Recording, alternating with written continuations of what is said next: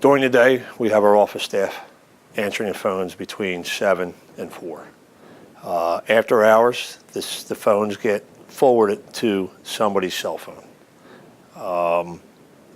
At that point, somebody live is answering the phone. It's not somebody in Denver, Colorado. It's not somebody in New Jersey, not somebody in Florida saying, we'll get to them, they'll call you back. So like when you call the doctors now to get a doctor's appointment, they're always closed for some reason. But we don't do that. You have an emergency. We want to take care of it for you.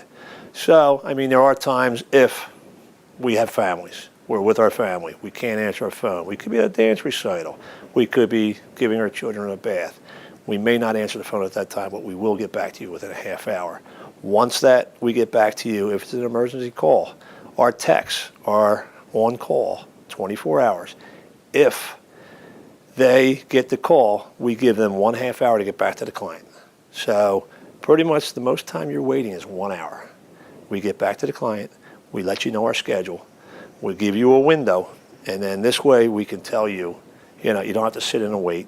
Give us a cell phone number. We'll give you a half-hour heads up coming out, but we'll give you this window anyway. Cooling, heating, and air for installations